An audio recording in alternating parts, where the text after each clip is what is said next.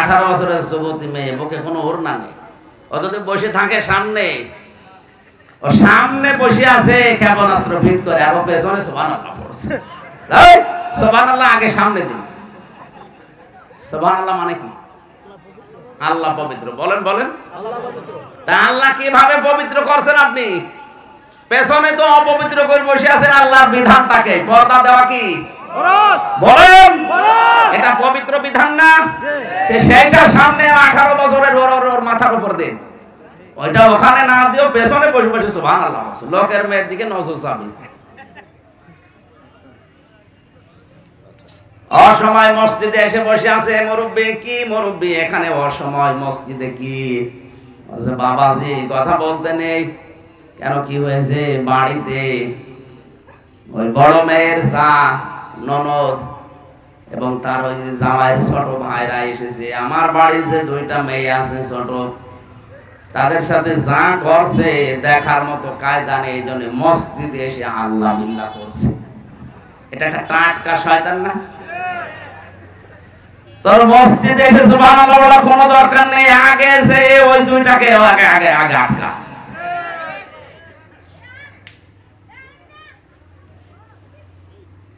বিবাড়িয়াবাসী খুব ভালো করে নজর করেন। আপনি দুনিয়ায় কল্যাণ চান, অথচ কোরআনে কারিম পড়তে পারেন না, শুদ্ধ করে বুঝতেও পারেন না, এর উপরে আমল তো নেই।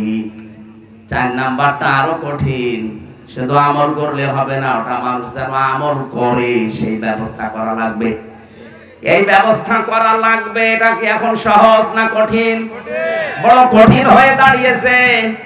আপনি নিজে পড়বেন, পড়েন, নিজে বুঝবেন, বোঝেন, নিজে আমল করবেন, কম বেশি করেন, কিন্তু এটা আমি মানুষকে মানাবো এ কথা বলতে গেলে এখন সমস্যা। আর এই পরিবেশ তৈরি করতে গেলে কত অপবাদ আমাদের নামে দেওয়া হচ্ছে। আরে ভাই, আমি উলাইকা ইউমিনুনা বি, আল্লাহ বলেন এরাই আমার কোরআনে বিশ্বাস করে আর এরাই দুনিয়ার হাসানা পেয়েছে। যারা আমার কোরআন বোঝে, কোরআন পড়ে, কোরআন আমল করে আর মানুষকে আমল করানোর জন্য পরিবেশ তৈরি করে দেয়। এই কারণেই তো রিস্ক নিয়ে এই কাজগুলো করা হচ্ছে, যে আমি শুধু নিজে জান্নাতে যাব না, আপনাকেও নিয়ে যাব, আপনাকে আমি পরিবেশ তৈরি করে দেই। এমন একটা সমাজ, এমন একটা দেশ আমি বানাতে চাই যে সমাজে, যে দেশে ঘুষ থাকবে না। বলেন, যেখানে জেনা থাকবে না, ব্যভিচার থাকবে না, বাড়ি বানাতে গেলে চাঁদা দেওয়া লাগবে না। এই সেলাই শুরু হয়নি। এখানে আমাদের উচিত হচ্ছে রব্বানা আতিনা ফিদ দুনিয়া হাসানা বলে শেষ করে না দেওয়া। আমি আসলে পেলাম কিনা কোরআনের এই 4টা, সারা জীবন তো দোয়া করে আসলেন আল্লাহ দুনিয়ার হাসানা দাও। আল্লাহ বলেন এটা 1 নাম্বার হাসানা, তুই এটা পেয়েছিস? যদি বলেন না, তাহলে আপনার দোয়া সব ওই অর্থে গেছে। কথা বলেন না কেন? আপনার দোয়া তো মাথার উপরে উঠছে না। 2 নাম্বারে দুনিয়ার হাসানা, কোরআনের হেদায়েত পাওয়া। শুধু কোরআন পেলেই হবে না, কোরআন থেকে হেদায়েত নেওয়ার মতো মন থাকা লাগবে। এই যে নরসিংদীর গিরিশচন্দ্র সেন, এ বেটা হিন্দু, কোরআন পড়েছে, বুঝেছে, লিখেছে, কিন্তু কোরআনে কারিম থেকে হেদায়েত পায়নি। আমরা অনেকে কোরআন পড়ছি, বুঝছি, লিখছি, কিন্তু কোরআনে কারিম থেকে হেদায়েত অনেক আলেম পর্যন্ত পাচ্ছে না। আমি কি কথা বোঝাতে পেরেছি? 3 নাম্বারে পরিশ্রম করতে পারা দুনিয়ার হাসানা। আজ অনেকে বসে বসে খায় না, এটা ইসলাম না। আপনাকে পরিশ্রম করা লাগবে। আপনাকে আল্লাহ যা দিয়েছেন ওইটাই যদি মেধা দেয়, মেধার শ্রম দেবেন। যদি শরীর ভালো রাখে, শরীরের শ্রম দেবেন। যদি যোগ্যতা থাকে, আপনার যোগ্যতা কাজে লাগান। যে কোনো কায়দায় শ্রম দিন, ওইটা দুনিয়ার হাসানা। আজ আমরা এটা না দিয়ে বসে আছি আশতলায়, গাছতলায়, মাছতলায়, শুধু হো হো করছে, মনে করছে আল্লাহর ওলি। ওইটা আল্লাহর শত্রু। আল্লাহর ওলি তো ওইটা, আল কাসিব হাবিবুল্লাহ, আল্লাহর বন্ধু ওইটা, যে লোকটা কাজ করে খায়। আপনাকে আল্লাহ বসে খাওয়ার জন্য বানাননি, এটা আমি বানালাম। এই ছেলে কথা বলো কোন কথা? আল্লাহ রাব্বুল আলামিন জানিয়েছেন লাকাদ খালাকনাল ইনসানা ফি কাবাদ। অবশ্যই আমি আল্লাহ মানুষকে বানিয়েছি পরিশ্রম করার জন্য। আপনি যদি শ্রমই না দেন, আপনার হাতির মতো শরীর কি করবেন? আর নিজে কামাই করে নিজে খাওয়া, শুধু উপায় করে নিজে দুনিয়াতে শেষ করে দেওয়া, এইটার নাম কিন্তু আল্লাহর ইসলাম না। আপনি নিজের খাবার নিজে তৈরি করবেন, আরো 5 জনের কর্মসংস্থান বানিয়ে দেবেন, তৈরি করে দেবেন, 5 জনের মুখে খাবার উঠাবেন, এইটা আল্লাহ পছন্দ করে। এটাকে আমি বানালাম। সূরা আলে ইমরান 110 নম্বর আয়াতের প্রথম অংশে আছে, কুনতুম খায়রা উম্মাতিন উখরিজাত লিন-নাস। তোমাদের আমি শ্রেষ্ঠ জাতি বানিয়েছি খেলা করার জন্য না, তোমাদের শ্রেষ্ঠ বানিয়েছি তোমরা মানুষের উপকার করবা। সুতরাং নিজে খাওয়া, নিজে উপায় করা, এটা নবীদের সুন্নাত ছিল। দুনিয়ার যত নবীর জীবনী পড়েছি, কোন নবী বসে বসে খেয়েছে আমি পাইনি। দাউদ নবীর মতো এত বড় নবী লোহা পিটিয়ে সোজা করত, কামার ছিল তিনি। হযরতে আদম নবী এই যে চাষ করে খেত। আমাদের নবী মুহাম্মদুর রাসূলুল্লাহ শ্রেষ্ঠ মানুষ দুনিয়ায়, তিনিও বসে খাননি, তিনি ছোটবেলা থেকে চাচার সাথে ব্যবসা করে খেয়েছেন। এক কথা বলছেন না?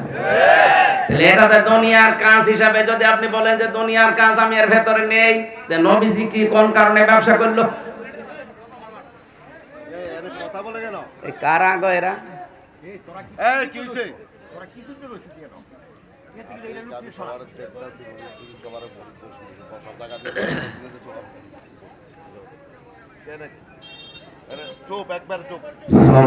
সুবহানাল্লাহ আলহামদুলিল্লাহ লা ইলাহা ইল্লাল্লাহ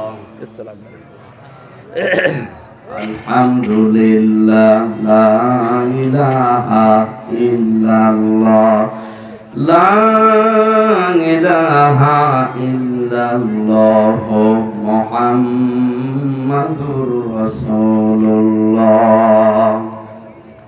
আমার ভাইরা, তাহলে শ্রম দেয় যারা, পরিশ্রম করে, এরা দুনিয়ার হাসানা পেয়েছে। 4 নম্বরে দুনিয়ার হাসানা নিরাপত্তা পাওয়া। আজ আমরা অধিকাংশ অভিভাবক যারা আতঙ্কে আছি, যুবতী মেয়েকে কলেজে বিশ্ববিদ্যালয়ে পাঠিয়ে মা যায় না, মাঝে বসে চিন্তা করছে, আল্লাহ মেয়ে কি একা আসবে না জামাই নিয়ে আসবে? কথা বলছে না? নিরাপত্তা পাইনি আমরা, তার মানে দুনিয়ার হাসানা এখনো পাইনি, এটা দোয়া পর্যন্ত শেষ। 5 নম্বরে দুনিয়ার হাসানা সুখ আর শান্তি পাওয়া। সুখ শান্তি কি? সুখ শব্দের আরবি অর্থ হচ্ছে রাওহাতুন, আর শান্তি শব্দের আরবি অর্থ হচ্ছে সিলমন বা সালমন। কেউ যদি সুখ আর শান্তি পায়, আমি তাফসীরে পড়েছি সুখ হচ্ছে 4টা, শান্তি হচ্ছে 3টা। এই বিষয়গুলো দুনিয়ায় কেউ যদি পায়, সে যেন সুখ আর শান্তি হাসানা পেয়েছে। বলেন সুবহানাল্লাহ। 6 নম্বরে সুস্থতা পাওয়া। আমি যে সুস্থ আছি, এটা দুনিয়ার হাসানা। কারা কারা সুস্থ আছেন আপনি ভাবেন। যদি সুস্থ থাকতে পারেন মানসিক এবং ইমানের দিক থেকে, এই যারা তাবিজ ব্যবহার করছেন তারা সুস্থ না, কি এরা ইমানের দিক থেকে অসুস্থ। কারণ নবীজি জানিয়েছেন যারা তাবিজ ঝোলায় এরা শিরিক করে, আর শিরিক করা অবস্থায় আপনি নামাজ পড়েন, রোজা রাখেন, পর্দা করেন, তাহাজ্জুদ পড়েন, একটাও কবুল হবে না। আমি কথা বোঝাতে পেরেছি? যারা শিরিক করে, ওয়াকাদিমনা ইলা মা আমিলু মিন আমালিন ফাজআলনাহু হাবাআম মানসুরা, কিয়ামতে শিরিকপূর্ণ আমল দেখলে ওটা ওর মুখের উপরে ধূলিকণার মতো নিক্ষেপ করা হবে। সুতরাং তাবিজ ব্যবহার যারা করছেন এটা শিরিক। এটা ব্যবহার করার দ্বারা আজ হাজারো মানুষকে এই শিক্ষা দেওয়া হচ্ছে যে কোরআন তাবিজ লেখার একটা কিতাব। এটাকে তাবিজ লেখার জন্য দিয়েছে আল্লাহ? যাদের আছে তাবিজ খুলে ফেলেন। আলাইসাল্লাহু বিকাফিন আবদা, আমি কি আমার বান্দার জন্য যথেষ্ট না যে তাবিজ লাগবে?